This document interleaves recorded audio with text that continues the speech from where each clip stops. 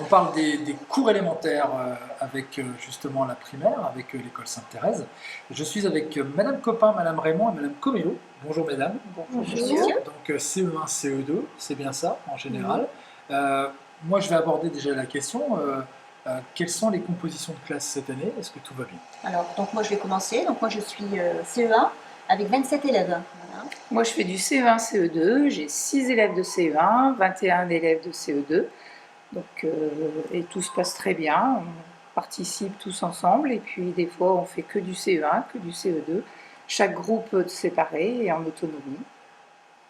En CE2, CM1, j'en ai 18 en CE2 et 9 en CM1.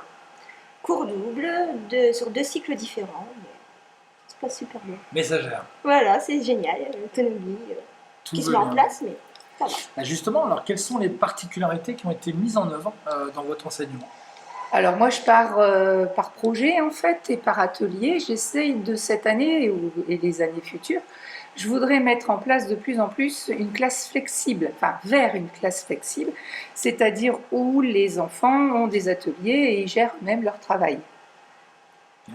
Avec les apprentissages qu'on a fait en début de semaine, en début de journée, suivant l'orientation et on part des projets, alors des projets qui sont dus à des projets de l'établissement et des projets dus à des sorties extérieures. Justement, on y va, on rentre dans le cœur du sujet. Quels sont les projets? Quels sont vos projets à vous, de prévu? Oui, alors donc en fait tout au long d'une année, moi je fais en sorte que mes élèves aient une ouverture sur l'extérieur. Alors qu'ils se axaient surtout sur l'acquisition de valeurs, telles que le respect les uns les autres et le respect envers la nature, envers le monde qui les entoure. Nous commençons l'année tout d'abord par le respect de la nature, avec un apprentissage au tri sélectif, oui, et qui va aboutir sur l'opération Nettoyons la nature, qui a lieu en octobre et que je refais en avril. Ensuite, on a un autre projet, c'est une opération, l'opération piège jaune, en janvier-février. Et donc là, les enfants ont un regard sur les enfants malades et le rôle important des hôpitaux. Un autre projet, c'est un devoir de mémoire, avec le 11 novembre et le 10 mai, où là, on va donc travailler un peu tous ces souvenirs qui sont importants, et avec une petite sortie au Monument aux Morts au mois de mai, au 8 mai. Puis on va, au mois de mai, on va avoir notre ouverture, qui va être une sortie de 3 jours, où là on aura un autre respect, ce sera le respect du poney, de l'animal, voilà. Et on va apprendre à connaître cet animal, à le monter, sa morphologie, etc. Et au final, moi je terminerai sur le respect de la flore et faune maritime. C'est important par chez comme on habite près de la mer. Et là, on aura des déplacements à Nausicaa et entre les deux caps. En fait, ça, ce sont mes projets de classe au cours d'une année. Et il y en a d'autres encore, mais je laisse les collègues. Ouais, justement, on y arrive, ce sont les projets annuels que vous mettez en place à la classe de CE1. Alors moi avec les CE1, CE2, bon, j'ai aussi la classe poney, j'ai aussi la classe nature, enfin, j'ai aussi en CE2 la classe de neige qui, suivant les contextes actuels, a lieu en général au mois de mars et on travaille essentiellement être ensemble et puis on découvre la montagne. Et au retour, nous travaillons sur un carnet de voyage que nous fabriquons et nous mettons donc en place et en œuvre tous les apprentissages qu'on a vus au cours du cycle, puisque ça se passe en fin de CE2, et ça permet de faire une grosse production d'écrits et de voir les acquis et les non-acquis et de les aider au mieux. Ensuite, le premier projet qu'on a eu, c'était Samara. Donc on est allé à Samara, on a fait un voyage avec les 6e. Et dans le contexte normal, on va dire, on a un échange d'exposés avec la classe de 6e, avec les classes de 6e, où les 6e nous apportent ce qu'eux ont vu sur la préhistoire et nous, on échange en fait. Plutôt bien. D'autres projets? Moi, cette année, je fais le projet sur Harry Potter. Ah. On a les petits sorciers dans la classe.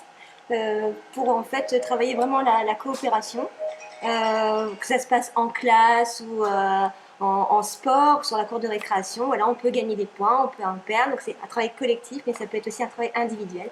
On va mettre en place donc la monnaie, où ils pourront avoir par la suite des privilèges.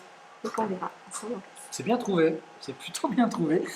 Je voulais voir justement pour les enfants qui ont une scolarité qui demande plus d'intérêt, ce que vous mettez en place. Oui.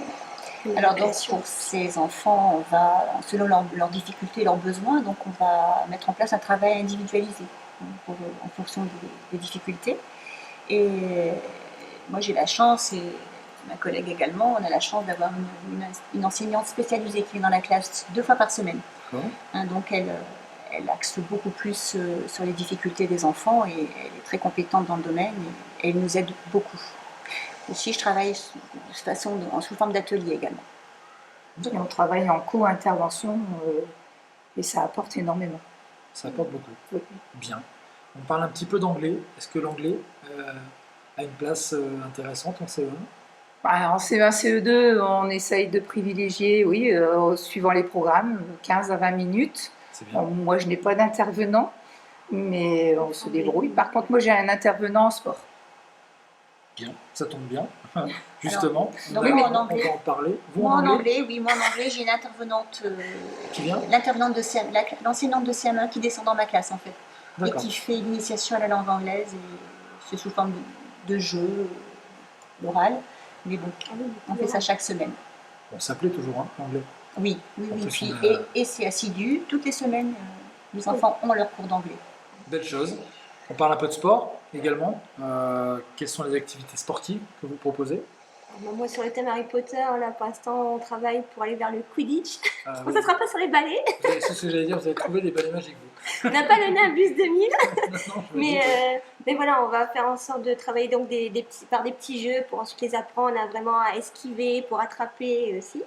Et projet également de faire du roller vers le mois de mai.